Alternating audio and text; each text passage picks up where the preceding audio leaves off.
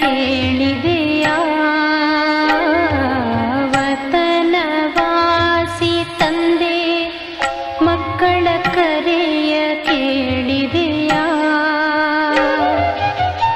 ಮನದ ತುಂಬ ಮಧುರ ಭಾವ ನೀನೇ ತುಂಬಿಹೆಯ. ವತನವಾಸಿ ತಂದೆ ಮಕ್ಕಳ ಕರೆಯ ಕೇಳಿದೆಯಾ? ಮನದ ತುಂಬ ಮಧುರ ಭಾವ ನೀನೇ ತುಂಬಿಹೆಯ. ವತನವಾಸಿ ತಂದೆ ಮಕ್ಕಳ ಕರೆಯ ಕೇಳಿದೆಯಾ?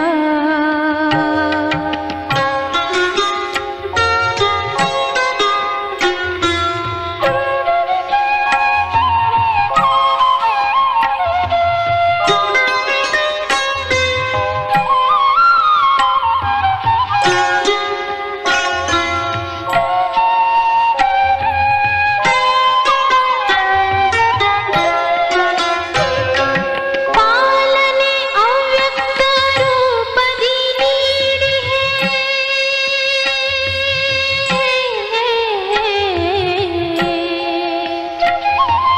ಪಾಲನೆ ಅವ್ಯಕ್ತ ರೂಪದಿ ನೀಡಿಹೆ.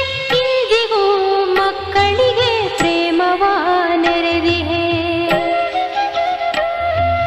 ನಿನ್ನಯ ಸಾಕಾರ ದಿನಗಳ ಸ್ಮೃತಿಯು ಬರುತ್ತಿಹುದು. ಏಕೋ ಕಾಣೆ ತಿಳಿಯದಾಗಿಹುದು. ವತನವಾಸಿ ತಂದೆ ವತನವಾಸಿ ತಂದೆ ಮಕ್ಕಳ ಕರೆಯ ಕೇಳಿದೆಯಾ? ವತನವಾಸಿ ತಂದೆ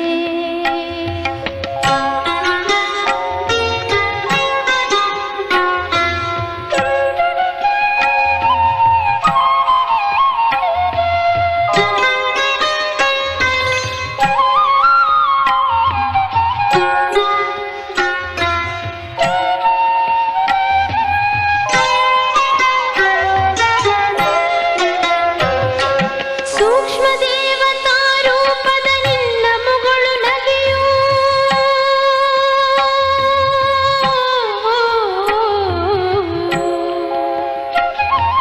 ಸೂಕ್ಷ್ಮ ದೇವತಾ ರೂಪದ ನಿನ್ನ ಮುಗುಳು ನಗೆಯು.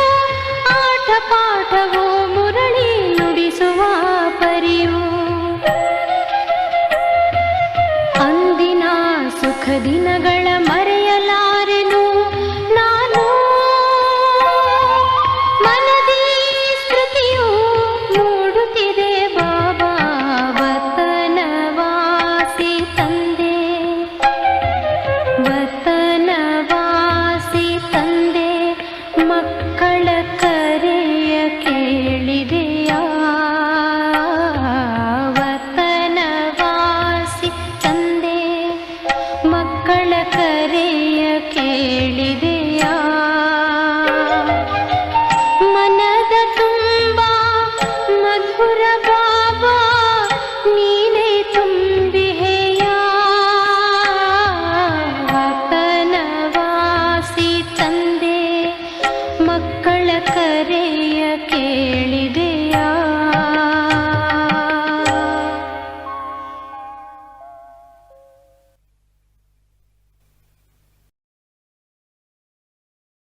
ಓಂ ಶಾಂತಿ. ಇಂದಿನ ದಿನಾಂಕ 14/3/2026. ಪ್ರಾರ್ಥ ಮುರುಳಿ ಬಾಪ್ತಾದ ಮಧುಬನ. ಮಧುರ ಮಕ್ಕಳೇ, ಒಬ್ಬ ತಂದೆಯೇ ನಂಬರ್ 1 ಪಾತ್ರಧಾರಿಯಾಗಿದ್ದಾರೆ. ಅವರು ಪತಿತರನ್ನು ಪಾವನ ಮಾಡುವ ಪಾತ್ರವನ್ನು ಮಾಡುತ್ತಾರೆ. ತಂದೆಯ ತರಹ ಪಾತ್ರವನ್ನು ಮತ್ಯಾರೂ ಮಾಡಲು ಸಾಧ್ಯವಿಲ್ಲ. ಪ್ರಶ್ನೆ: ಸನ್ಯಾಸಿಗಳ ಯೋಗವು ಶಾರೀರಿಕ ಯೋಗವಾಗಿದೆ. ಆತ್ಮಿಕ ಯೋಗವನ್ನು ತಂದೆಯೇ ಕಲಿಸುತ್ತಾರೆ. ಹೇಗೆ? ಉತ್ತರ: ಸನ್ಯಾಸಿಗಳು ಬ್ರಹ್ಮತತ್ವದೊಂದಿಗೆ ಯೋಗವನ್ನಿಡುವುದನ್ನು ಕಲಿಸುತ್ತಾರೆ. ಅದಂತೂ ಇರುವ ಸ್ಥಾನವಾಗಿದೆ.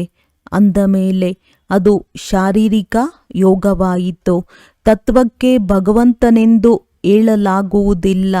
ನೀವು ಮಕ್ಕಳು ಪರಮಾತ್ಮನೊಂದಿಗೆ ಬುದ್ಧಿಯೋಗವನ್ನಿಡುತ್ತೀರಿ. ಆದ್ದರಿಂದ ನಿಮ್ಮ ಯೋಗವು ಆತ್ಮಿಕ ಯೋಗವಾಗಿದೆ. ಈ ಯೋಗವನ್ನು ತಂದೆಯೇ ಕಲಿಸಿಕೊಡುತ್ತಾರೆ. ಮತ್ಯಾರು ಕಲಿಸಿಕೊಡಲು ಸಾಧ್ಯವಿಲ್ಲ, ಏಕೆಂದರೆ ಅವರೇ ನಿಮ್ಮ ಆತ್ಮಿಕ ತಂದೆಯಾಗಿದ್ದಾರೆ. ಗೀತೆ, ನೀವು ಪ್ರೀತಿಯ ಸಾಗರನಾಗಿದ್ದೀರಿ. ಓಂ ಶಾಂತಿ. ಮಕ್ಕಳು ಅನೇಕರು ಓಂ ಶಾಂತಿ ಎಂದು ಹೇಳುತ್ತಾರೆ, ಅರ್ಥಾತ್ ತಮ್ಮ ಆತ್ಮದ ಪರಿಚಯವನ್ನು ಕೊಡುತ್ತಾರೆ. ಆದರೆ ಸ್ವಯಂ ತಿಳಿದುಕೊಂಡಿಲ್ಲ. ಓಂ ಶಾಂತಿ ಎಂಬುದಕ್ಕೆ ಅನೇಕ ಅರ್ಥಗಳನ್ನು ಹೇಳುತ್ತಾರೆ. ಓಂ ಎಂದರೆ ಭಗವಂತನೆಂದು ಕೆಲವರು ಹೇಳುತ್ತಾರೆ. ಆದರೆ ಇಲ್ಲ, ಓಂ ಶಾಂತಿ ಎಂದು ಆತ್ಮವೇ ಹೇಳುತ್ತದೆ. ನಾನು ಆತ್ಮನ ಸ್ವಧರ್ಮವೇ ಶಾಂತಿಯಾಗಿದೆ. ಆದ್ದರಿಂದ ನಾನು ಶಾಂತ ಸ್ವರೂಪನಾಗಿದ್ದೇನೆಂದು ಹೇಳುತ್ತಾರೆ. ಇದು ನನ್ನ ಶರೀರವಾಗಿದೆ. ಯಾವುದರ ಮೂಲಕ ನಾವು ಕರ್ಮ ಮಾಡುತ್ತೇವೆ, ಎಷ್ಟು ಸಹಜವಾಗಿದೆ. ಹಾಗೆಯೇ ತಂದೆಯೂ ಸಹ ಹೇಳುತ್ತಾರೆ ಓಂ ಶಾಂತಿ. ಆದರೆ ನಾನು ಎಲ್ಲರ ತಂದೆಯಾಗಿರುವ ಕಾರಣ, ಬೀಜರೂಪನಾಗಿರುವ ಕಾರಣ, ಯಾವ ರಚನಾರೂಪಿ ವೃಕ್ಷವಿದೆಯೋ ಆ ಕಲ್ಪವೃಕ್ಷದ ಆದಿ ಮಧ್ಯ ಅಂತ್ಯವನ್ನು ತಿಳಿದುಕೊಂಡಿದ್ದೇನೆ. ಹೇಗೆ ನೀವು ಯಾವುದೇ ವೃಕ್ಷವನ್ನು ನೋಡಿದಾಗ ಅದರ ಆದಿ ಮಧ್ಯ ಅಂತ್ಯವನ್ನು ತಿಳಿದುಕೊಳ್ಳುತ್ತೀರಿ, ಆ ಬೀಜವಂತೂ ಜಡವಾಗಿದೆ. ತಂದೆಯೂ ತಿಳಿಸುತ್ತಾರೆ, ಈ ಕಲ್ಪವೃಕ್ಷದ ಆದಿ ಮಧ್ಯ ಅಂತ್ಯವನ್ನು ನೀವು ತಿಳಿದುಕೊಳ್ಳಲು ಸಾಧ್ಯವಿಲ್ಲ. ನಾನು ತಿಳಿದುಕೊಂಡಿದ್ದೇನೆ, ನನಗೆ ಜ್ಞಾನ ಸಾಗರನೆಂದು ಹೇಳುತ್ತಾರೆ. ನಾನು ನೀವು ಮಕ್ಕಳಿಗೆ ಆದಿ ಮಧ್ಯ ಅಂತ್ಯದ ರಹಸ್ಯವನ್ನು ತಿಳಿಸುತ್ತಿದ್ದೇನೆ. ಈ ನಾಟಕಕ್ಕೆ ಡ್ರಾಮಾ ಎಂದು ಹೇಳಲಾಗುತ್ತದೆ. ನೀವು ಇದರಲ್ಲಿ ಪಾತ್ರಧಾರಿಗಳಾಗಿದ್ದೀರಿ. ನಾನೂ ಸಹ ಪಾತ್ರಧಾರಿಯಾಗಿದ್ದೇನೆ. ಮಕ್ಕಳು ಹೇಳುತ್ತಾರೆ, ಏ ತಂದೆಯೇ, ಪತಿತ ಪಾವನನ್ನೇ ಪಾತ್ರಧಾರಿಯಾಗಿ ಬನ್ನಿ, ಬಂದು ನಾವು ಪತಿತರನ್ನು ಪಾವನ ಮಾಡಿ ಎಂದು. ಅದಕ್ಕಾಗಿ ಈಗ ತಂದೆಯು ತಿಳಿಸುತ್ತಾರೆ, ಮಕ್ಕಳೇ, ನಾನು ನನ್ನ ಪಾತ್ರವನ್ನು ಮಾಡುತ್ತಿದ್ದೇನೆ. ನನ್ನ ಪಾತ್ರವು ಕೇವಲ ಈ ಸಂಗಮದ ಸಮಯದಲ್ಲಿಯೇ ಇದೆ. ಅದರಲ್ಲಿಯೂ ನನಗೆ ನನ್ನದೇ ಆದ ಶರೀರವಿಲ್ಲ. ನಾನು ಈ ಶರೀರದ ಮೂಲಕ ಪಾತ್ರ ಮಾಡುತ್ತೇನೆ. ನನ್ನ ಹೆಸರಾಗಿದೆ ಶಿವ. ಮಕ್ಕಳಿಗೆ ತಿಳಿಸುತ್ತಾರಲ್ಲವೇ, ಯಾವುದೇ ಕೋತಿಗಳು ಅಥವಾ ಪ್ರಾಣಿಗಳ ಪಾಠಶಾಲೆ ಇರುವುದಿಲ್ಲ. ಆದರೆ ತಂದೆಯು ತಿಳಿಸುತ್ತಾರೆ, ಈ ಪಂಚವಿಕಾರಗಳಿರುವ ಕಾರಣ ಬಲೆ ಚೆಹರೆಯು ಮನುಷ್ಯನದ್ದಾಗಿದೆ, ಕರ್ತವ್ಯವು ಕೋತಿಯಂತಿದೆ. ಮಕ್ಕಳಿಗೆ ತಂದೆಯೂ ತಿಳಿಸುತ್ತಾರೆ, ಎಲ್ಲರೂ ತಮ್ಮನ್ನು ಪತಿತರೆಂದು ಕರೆಸಿಕೊಳ್ಳುತ್ತಾರೆ. ಆದರೆ ನಮ್ಮನ್ನು ಯಾರು ಪತಿತರನ್ನಾಗಿ ಮಾಡುತ್ತಾರೆ ಮತ್ತು ಪಾವನರನ್ನಾಗಿ ಯಾರು ಮಾಡುತ್ತಾರೆ? ಪತಿತ ಪಾವನ ಯಾರೆಂಬುದನ್ನೇ ತಿಳಿದುಕೊಂಡಿಲ್ಲ. ಯಾರನ್ನು ಕರೆಯುತ್ತೇವೆ ಎಂಬುದೇನೂ ಗೊತ್ತಿಲ್ಲ. ನಾವೆಲ್ಲರೂ ಪಾತ್ರಧಾರಿಗಳಾಗಿದ್ದೇವೆ. ನಾವಾತ್ಮರು ಈ ಶರೀರವನ್ನು ತೆಗೆದುಕೊಂಡು ಪಾತ್ರವನ್ನಭಿನಯಿಸುತ್ತೇವೆ ಎಂಬುದೇನನ್ನೂ ತಿಳಿದುಕೊಂಡಿಲ್ಲ. ಆತ್ಮವು ಪರಮಧಾಮದಿಂದ ಬರುತ್ತದೆ, ಬಂದು ಪಾತ್ರವನ್ನಭಿನಯಿಸುತ್ತದೆ. ಇಡೀ ಆಟವು ಭಾರತದ ಮೇಲೆ ಮಾಡಲ್ಪಟ್ಟಿದೆ. ಪಾವನ ಭಾರತವನ್ನು ಪತಿತ ಭಾರತವನ್ನಾಗಿ ಯಾರು ಮಾಡಿದರು? ರಾವಣನು ಲಂಕೆಯಲ್ಲಿ ರಾಜ್ಯ ಮಾಡುತ್ತಿದ್ದನು ಎಂದು ಹೇಳುತ್ತಾರೆ. ತಂದೆಯು ಈಗ ನಮ್ಮನ್ನು ಬೇಹದ್ದಿನಲ್ಲಿ ಕರೆದುಕೊಂಡು ಹೋಗುತ್ತಾರೆ. ಏ ಮಕ್ಕಳೇ, ಇಡೀ ಸೃಷ್ಟಿಯೇ ಬೇಹದ್ದಿನ ದ್ವೀಪವಾಗಿದೆ. ಅದಂತೂ ಹದ್ದಿನ ಲಂಕೆಯಾಗಿದೆ. ಈ ಬೇಹದ್ದಿನ ದ್ವೀಪದಲ್ಲಿ ರಾವಣ ರಾಜ್ಯವಿದೆ. ಮೊದಲು ರಾಮ ರಾಜ್ಯವಿತ್ತು, ಈಗ ರಾವಣ ರಾಜ್ಯವಾಗಿದೆ. ಬಾಬಾ ರಾಮರಾಜ್ಯವು ಎಲ್ಲಿತ್ತು ಎಂದು ಮಕ್ಕಳು ಕೇಳುತ್ತಾರೆ. ಇದಕ್ಕೆ ತಂದೆಯು ತಿಳಿಸುತ್ತಾರೆ, ಮಕ್ಕಳೇ, ಅದು ಇಲ್ಲಿಯೇ ಇತ್ತಲ್ಲವೇ, ಯಾವುದನ್ನು ಎಲ್ಲರೂ ಬಯಸುತ್ತಾರೆ.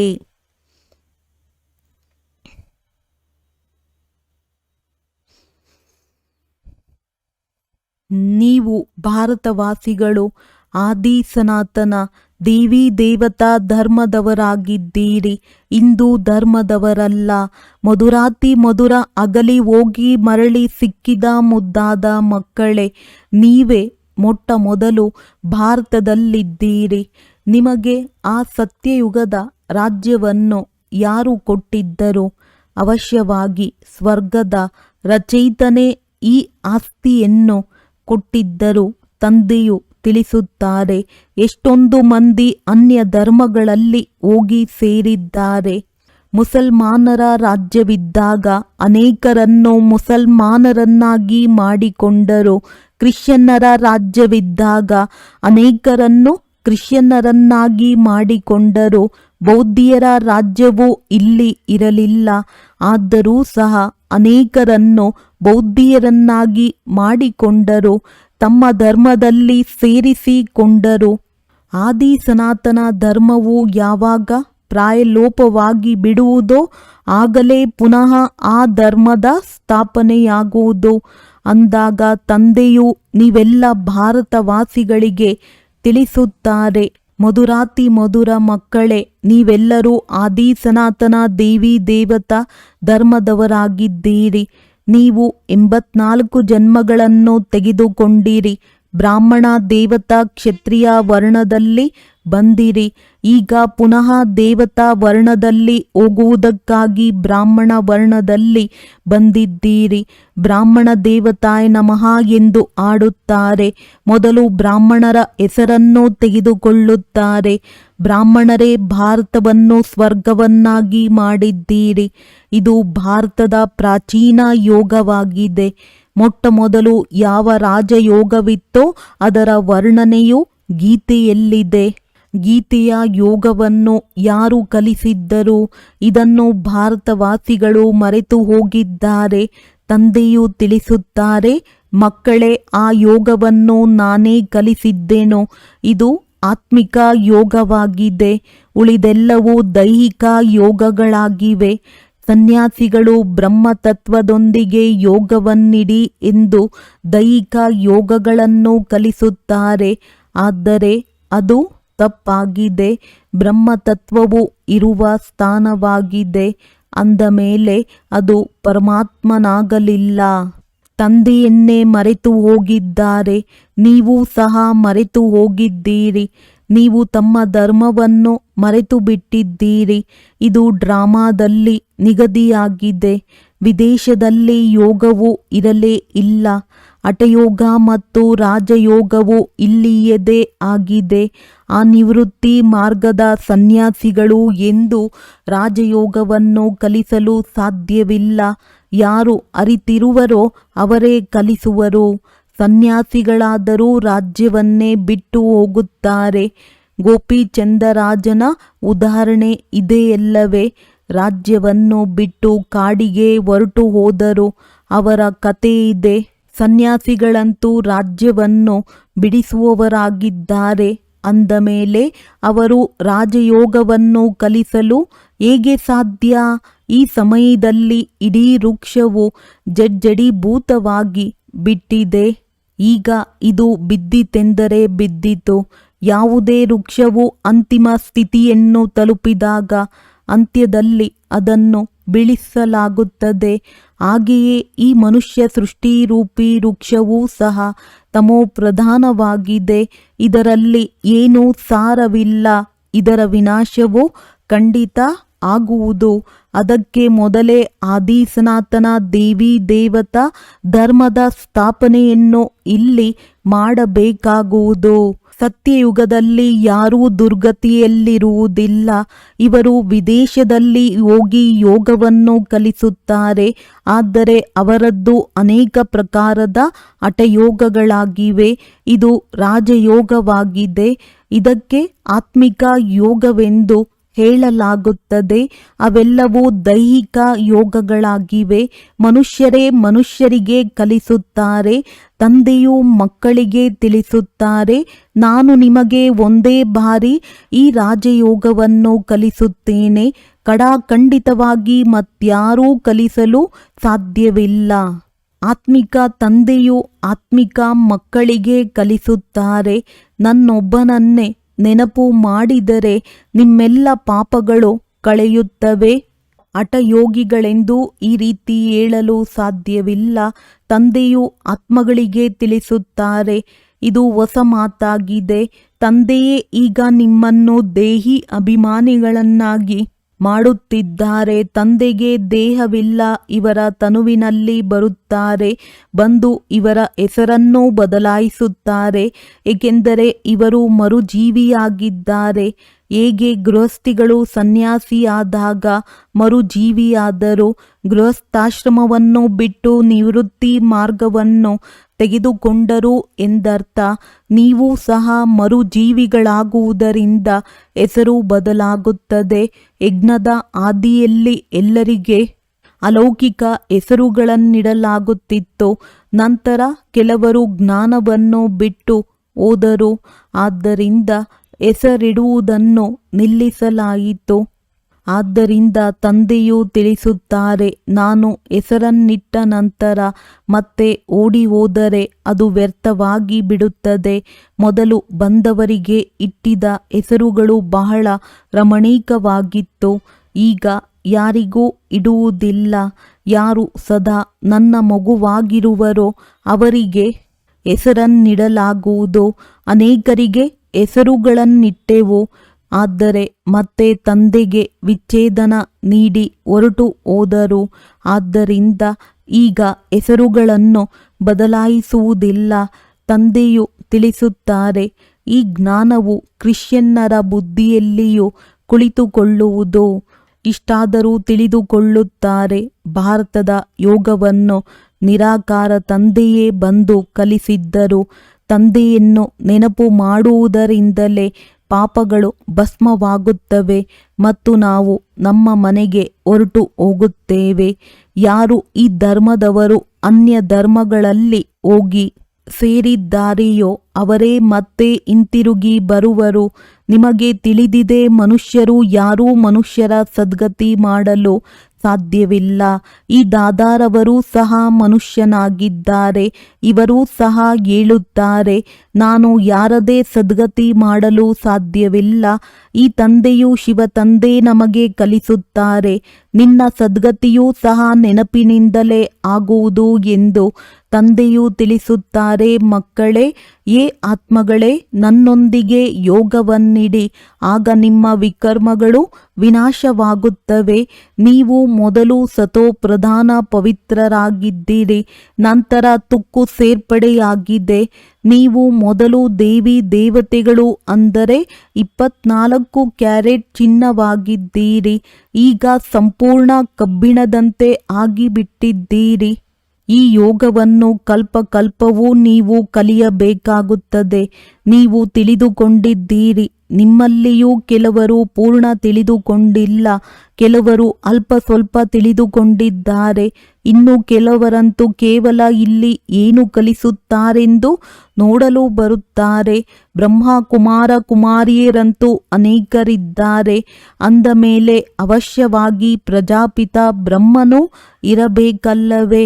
ಅವರಿಗೆ ಇಷ್ಟೊಂದು ಮಂದಿ ಬಂದು ಮಕ್ಕಳಾಗಿದ್ದೀರಿ ಅಂದ ಮೇಲೆ ಅವಶ್ಯವಾಗಿ ಏನೋ ಇರಬೇಕು ಎಂದು ಹೋಗಿ ಅಲ್ಲಿ ಕೇಳಬೇಕು. ನಿಮಗೆ ಪ್ರಜಾಪಿತ ಬ್ರಹ್ಮನಿಂದ ಏನು ಸಿಗುತ್ತದೆ ಎಂದು ಕೇಳಬೇಕಲ್ಲವೇ? ಆದರೆ ಮನುಷ್ಯರಿಗೆ ಇಷ್ಟಾದರೂ ಬುದ್ಧಿ ಇಲ್ಲ. ವಿಶೇಷವಾಗಿ ಭಾರತಕ್ಕಾಗಿಯೇ ಹೇಳುತ್ತಾರೆ, ಕಲ್ಲು ಬುದ್ಧಿಯವರಿಂದ ಪಾರಸ ಬುದ್ಧಿಯವರು, ಪಾರಸ ಬುದ್ಧಿಯವರಿಂದ ಕಲ್ಲು ಬುದ್ಧಿಯವರೆಂದು ಗಾಯನವಿದೆ.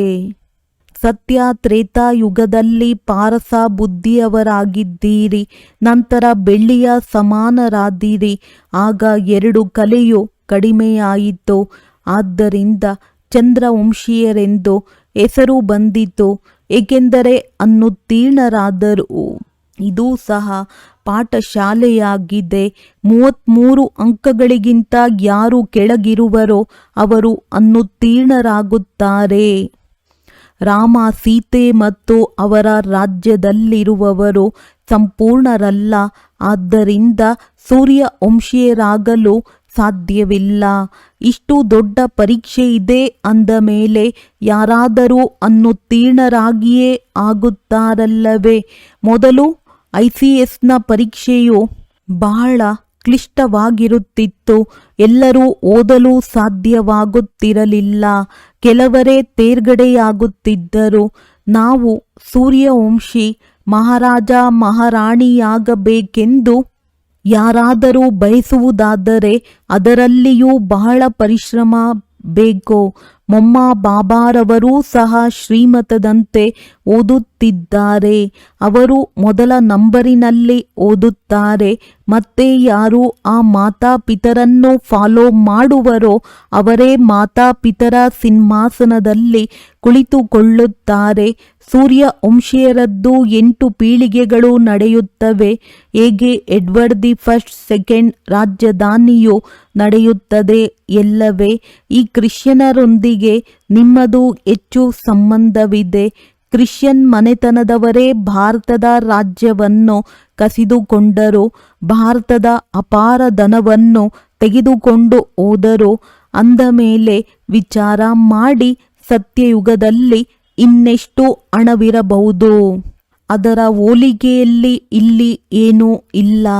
ಸತ್ಯಯುಗದಲ್ಲಿ ಎಲ್ಲ ಗಣಿಗಳು ಸಂಪನ್ನವಾಗಿ ಬಿಡುತ್ತವೆ.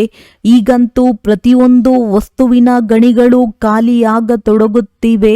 ಮತ್ತೆ ಚಕ್ರವು ಪುನರಾವರ್ತನೆಯಾದಾಗ ಎಲ್ಲ ಗಣಿಗಳು ಸಂಪನ್ನವಾಗಿ ಬಿಡುತ್ತವೆ. ಮಧುರಾತಿ ಮಧುರ ಮಕ್ಕಳೇ, ನೀವೀಗ ರಾವಣನ ಮೇಲೆ ಜಯ ಗಳಿಸಿ ರಾಜ್ಯವನ್ನು ಪಡೆಯುತ್ತಿದ್ದೀರಿ. ಮತ್ತೆ ಅರ್ಧಕಲ್ಪದ ನಂತರ ಈ ರಾವಣನು ಬರುವನು ಹಾಗೂ ಪುನಃ ನೀವು ರಾಜ್ಯವನ್ನು ಕಳೆದುಕೊಂಡು ಕುಳಿತುಕೊಳ್ಳುತ್ತೀರಿ. ಈಗ ನೀವು ಭಾರತವಾಸಿಗಳು ಕವಡೆಯಂತೆ ಆಗಿಬಿಟ್ಟಿದ್ದೀರಿ. ನಾನು ನಿಮ್ಮನ್ನು ವಜ್ರ ಸಮಾನರನ್ನಾಗಿ ಮಾಡಿದೆನು. ಮತ್ತೆ ರಾವಣನು ಕವಡೆಯಂತೆ ಮಾಡಿಬಿಟ್ಟಿದ್ದಾನೆ. ಈ ರಾವಣನು ಯಾವಾಗ ಬಂದನು? ನಾವೇಕೆ ಅವನನ್ನು ಸುಡುತ್ತೇವೆ ಎಂಬುದನ್ನು ತಿಳಿದುಕೊಂಡಿಲ್ಲ.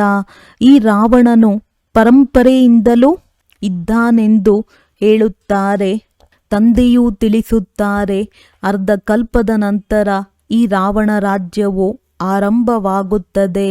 ವಿಕಾರಿಗಳಾಗುವ ಕಾರಣ ತಮ್ಮನ್ನು ದೇವಿ ದೇವತೆಗಳೆಂದು ಕರೆಸಿಕೊಳ್ಳಲು ಸಾಧ್ಯವಿಲ್ಲ. ವಾಸ್ತವದಲ್ಲಿ ನೀವು ದೇವಿ ದೇವತಾ ಧರ್ಮದವರಾಗಿದ್ದೀರಿ. ನೀವು ನೋಡುವಷ್ಟು ಸುಖವನ್ನು ಮತ್ಯಾರೂ ನೋಡಲು ಸಾಧ್ಯವಿಲ್ಲ. ಎಲ್ಲರಿಗಿಂತ ತೀರಾ ಬಡವರೂ ಸಹ ನೀವೇ ಆಗಿದ್ದೀರಿ. ಅನ್ಯ ಧರ್ಮದವರು ನಂತರದಲ್ಲಿ ವೃದ್ಧಿ ಹೊಂದುತ್ತಾರೆ. ಕ್ರೈಸ್ಟ್ ಬಂದಾಗ ಮೊದಲು ಬಹಳ ಕಡಿಮೆ ಸಂಖ್ಯೆಯಲ್ಲಿದ್ದರು. ಯಾವಾಗ ಅನೇಕರಾಗಿ ಬಿಡುವರೋ ಆಗ ರಾಜ್ಯಭಾರ ಮಾಡುವರು. ನಿಮಗಂತೂ ಮೊಟ್ಟ ಮೊದಲು ರಾಜ್ಯವು ಸಿಗುತ್ತದೆ. ಇವೆಲ್ಲವೂ ಜ್ಞಾನದ ಮಾತುಗಳಾಗಿವೆ. ತಂದೆಯೂ ತಿಳಿಸುತ್ತಾರೆ, ಏ ಆತ್ಮಗಳೇ, ತಂದೆಯಾದ ನನ್ನನ್ನು ನೆನಪು ಮಾಡಿ. ಅರ್ಧಕಲ್ಪ ನೀವು ದೇಹಾಭಿಮಾನಿಯಾಗಿದ್ದೀರಿ. ಈಗ ದೇಹಿ ಅಭಿಮಾನಿಯಾಗಿ ಪದೇ ಪದೇ ಇದನ್ನು ಮರೆತು ಬಿಡುತ್ತೀರಿ. ಏಕೆಂದರೆ ಅರ್ಧಕಲ್ಪದಿಂದ ಆತ್ಮದಲ್ಲಿ ತುಕ್ಕು ಏರಿದೆ. ಈ ಸಮಯದಲ್ಲಿ ನೀವು ಬ್ರಾಹ್ಮಣರು ಶಿಕೆಯಾಗಿದ್ದೀರಿ. ನೀವು ಎಲ್ಲರಿಗಿಂತ ಉತ್ತಮರಾಗಿದ್ದೀರಿ. ಸನ್ಯಾಸಿಗಳು ಬ್ರಹ್ಮತತ್ವದೊಂದಿಗೆ ಯೋಗವನ್ನಿಡುತ್ತಾರೆ. ಅದರಿಂದ ವಿಕರ್ಮಗಳು ವಿನಾಶವಾಗುವುದಿಲ್ಲ. ಪ್ರತಿಯೊಬ್ಬರೂ ಸತೋ ರಜೋ ತಮೋದಲ್ಲಿ ಖಂಡಿತ ಬರಬೇಕಾಗಿದೆ. ಯಾರೂ ಹಿಂತಿರುಗಿ ಹೋಗಲು ಸಾಧ್ಯವಿಲ್ಲ.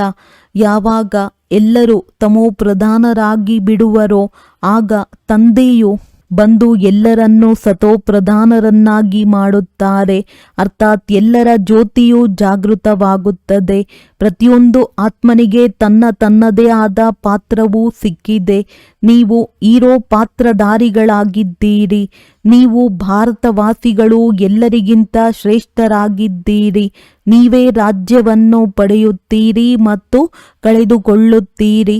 ಮತ್ಯಾರೂ ರಾಜ್ಯವನ್ನು ಪಡೆಯುವುದಿಲ್ಲ. ಅವರಂತೂ ಬಾಹುಬಲದಿಂದ ರಾಜ್ಯ ತೆಗೆದುಕೊಳ್ಳುತ್ತಾರೆ.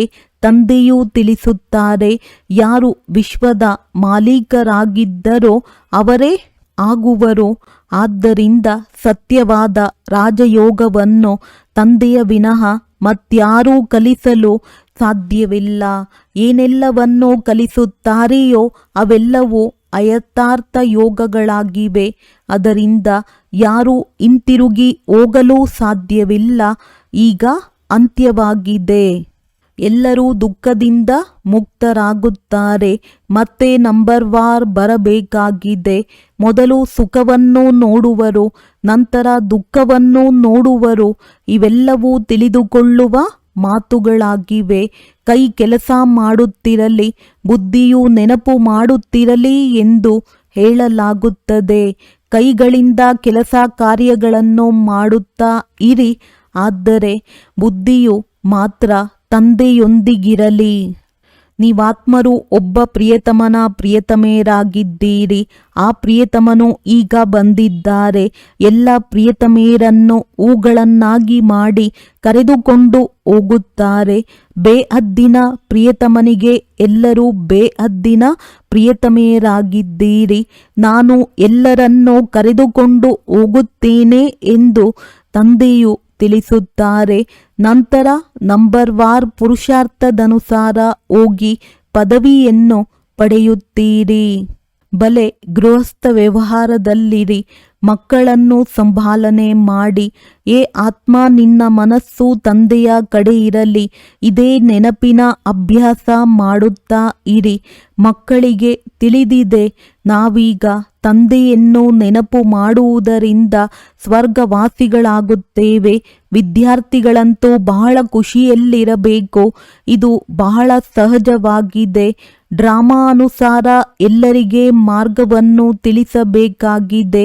ಯಾರೊಂದಿಗೂ ವಾದ ವಿವಾದ ಮಾಡುವ ಅವಶ್ಯಕತೆ ಇಲ್ಲ. ಬುದ್ಧಿಯಲ್ಲಿ ಈ ಸಂಪೂರ್ಣ ಜ್ಞಾನ ಬಂದು ಬಿಟ್ಟಿದೆ. ಮನುಷ್ಯರು ಕಾಯಿಲೆಯಿಂದ ಮುಕ್ತರಾದಾಗ ಅಭಿನಂದನೆಗಳನ್ನು ತಿಳಿಸುತ್ತಾರೆ. ಇಲ್ಲಂತೂ ಇಡೀ ಪ್ರಪಂಚವೇ ರೋಗಿಯಾಗಿದೆ. ಸ್ವಲ್ಪ ಸಮಯದಲ್ಲಿಯೇ ಎಲ್ಲರೂ ರೋಗಗಳಿಂದ ಮುಕ್ತರಾಗಿ ಬಿಡುತ್ತೀರಿ. ಆಗ ಜೈ ಜೈಕಾರ ಆಗಿ ಬಿಡುವುದು ಒಳ್ಳೆಯದು. ಮಧುರಾತಿ ಮಧುರ ಅಗಲಿ ಹೋಗಿ ಮರಳಿ ಸಿಕ್ಕಿರುವ ಮಕ್ಕಳ ಪ್ರತಿ ಮಾತ್ಪಿತಾ ಬಾಪ್ ದಾದಾರವರ ನೆನಪು, ಪ್ರೀತಿ ಹಾಗೂ ಸುಪ್ರಭಾತ. ಆತ್ಮಿಕ ಮಕ್ಕಳಿಗೆ ಆತ್ಮಿಕ ತಂದೆಯ ನಮಸ್ತೆ. ಧಾರಣೆಗಾಗಿ ಮುಖ್ಯ ಸಾರ: ಸತ್ಯವಾದ ಪ್ರಿಯತಮೆಯರಾಗಿ ಕೈಗಳಿಂದ ಕೆಲಸ ಮಾಡುತ್ತಾ ಬುದ್ಧಿಯಿಂದ ಪ್ರಿಯತಮನನ್ನು ನೆನಪು ಮಾಡುವ ಅಭ್ಯಾಸ ಮಾಡಬೇಕಾಗಿದೆ.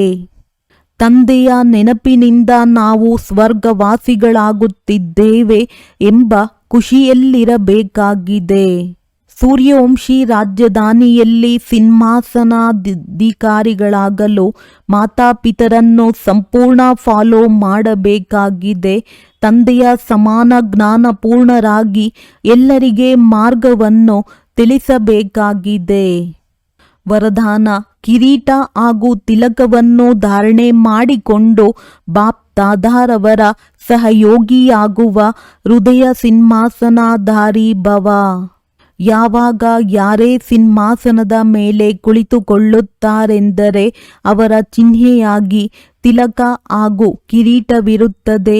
ಹಾಗೆಯೇ ಯಾರು ಹೃದಯ ಸಿಂಹಾಸನಾಧಿಕಾರಿ ಆಗಿದ್ದಾರೆಯೋ ಅವರ ಮಸ್ತಕದಲ್ಲಿ ಸದಾ ಅವಿನಾಶಿ ಆತ್ಮನ ಸ್ಥಿತಿಯ ತಿಲಕವು ದೂರದಿಂದಲೇ ಹೊಳೆಯುತ್ತಿರುವಂತೆ ಕಂಡುಬರುತ್ತದೆ.